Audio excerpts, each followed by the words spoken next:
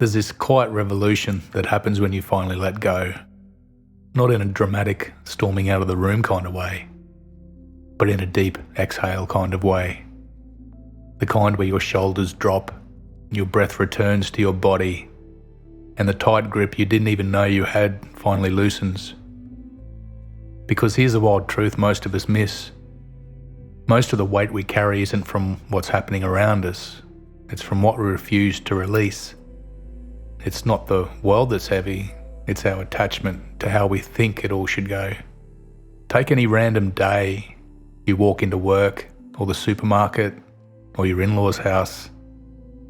You instantly start adjusting, shoulders back, smile just right, words rehearsed. Why? Because you're holding on to how you want to be seen. And that grip, that invisible clutching, that's the source of so much inner noise. But then something shifts. You stop gripping so hard. You stop performing. Not out of defeat, but out of deep peace. And something beautiful happens. You don't dissolve. You arrive. Fully. The tension leaves your voice. You're not chasing connection. You are connection. Letting go isn't giving up. It's finally giving in to the flow that was trying to carry you all along. The tighter we hold, the more life resists.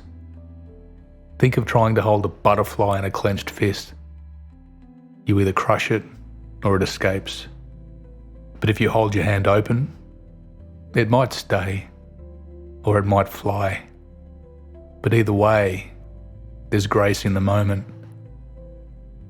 You've lived this already.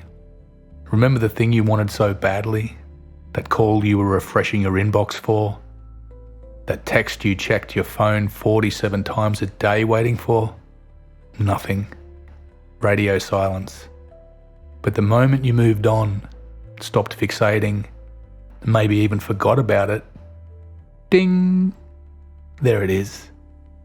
And life has a sense of humour like that. Because energy doesn't lie. Neediness repels. Wholeness attracts. But when you're straining, stressing, overanalyzing, the universe feels it and mirrors it right back. But when you relax into trust, when you let go of your kung fu grip on how life should unfold, suddenly things start to work. It's not sorcery, it's physics of the soul. Ever tried to untangle a necklace when you're anxious? And the more you yank, the tighter the knot gets. But if you just breathe, soften your fingers and give it a minute, it unwinds. Your life's the same. Letting go doesn't mean apathy. It means choosing peace over pressure, choosing trust over tension. And don't we all know the paradox of trying too hard? Whether it's a date, a job interview, or that desperate attempt to make small talk at a party with someone named Brent who only talks about crypto. You try so hard to be impressive that you forgot how to be yourself. And it's exhausting. But think back to a moment when you weren't trying, when you just were. That laugh with a friend where you forgot time. That idea that came to you in the shower. That deep conversation that just clicked. That's presence. That's flow. That's the gift of letting go. Creativity lives there, and so does love, and so does joy. Musicians talk about it, how their best songs just came to them. Writers call it the zone, and you've felt it too. Those sacred moments where you're no longer thinking, you're just being. It feels like flying without leaving the ground. But here's the twist. Flow doesn't come from controlling the moment. It comes from surrendering to it, from getting out of your own way, and from loosening the white knuckle grip on your expectations. Letting go is the secret ingredient no one teaches us. It's the part of success, love, and happiness that doesn't make flashy headlines, but it's the part that changes everything. Because here's what no one tells you. You can't force clarity. You can't schedule serendipity. And you can't spreadsheet your soul. But you can show up open-hearted, You can let go of needing the perfect outcome, and you can trust that whatever happens next is either meant for your growth or your grace. Even healing works like this. You can't force your way out of sadness, and you can't micromanage your way into self-worth. But when you stop resisting where you are, when you meet yourself with compassion instead of critique, that's when the real shift happens. Maybe the most radical thing we can do is release. Let go of the narrative that says you have to have it all figured out. Let go of the people who make you feel like too much or not enough. Let go of the timelines, the old wounds, the shoulds and supposed tos. And what you'll find beneath all that noise is a self that was never broken, just buried. Letting go isn't a one-time act. It's a way of moving through the world. It's trusting that the path will rise to meet your feet, not because you're forcing it to, but because you're finally allowing it to. It's saying, I don't need to control every detail to be okay. I just need to be here, in this breath, in this body, in this now. Because when you stop holding on so tightly, you realize life was never trying to take from you. It was trying to give to you. You just needed open hands to receive it. And maybe, just maybe, the real strength isn't in the fight, it's in the release. So if you're tired and your heart feels heavy, if you're worn out from trying to make everything make sense, here's your permission. Just let go. Loosen the grip. Exhale the fear and trust the process. Because the truth is, nothing flows until you do. The strange thing about letting go is that it feels like loss at first, like something is slipping away, like maybe you're giving up or falling behind or missing your chance. But what you're actually losing is the illusion of control. And what you're gaining, that's the part no one warns you about. You gain space, you gain breath, you gain access to the version of you that isn't constantly in survival mode. Because let's be real, holding on isn't strength. Anyone can clench their jaw and push through. Anyone can stay in the wrong place out of fear. What takes real courage is unclenching the fist, walking away from the thing you outgrew, and trusting that there's more for you on the other side of the unknown. Letting go is an act of self-respect. It says, I believe in something better, even if I can't see it yet. It says, I won't shrink myself to fit into places that make me feel small. It says, I'd rather float in the mystery than drown in the familiar. And yeah, at first, it's terrifying. Your mind will scream at you, but what if I fail? But your soul whispers, but what if you fly? Because falling and flying feel the same until you remember you have wings. And you do. You were never meant to stay in one shape forever. You're allowed to outgrow people, dreams, and identities. And you're allowed to change. You're allowed to release the old story and write a new one. Letting go is the quiet revolution of becoming. It's like carrying a backpack full of bricks, stories from the past, guilt that was never yours, fears inherited from your childhood, and suddenly realizing you can put it down. You don't have to keep carrying it just because you always have. So many of us are exhausted, not because life is hard, but because we're dragging versions of ourselves that no longer fit who we're becoming.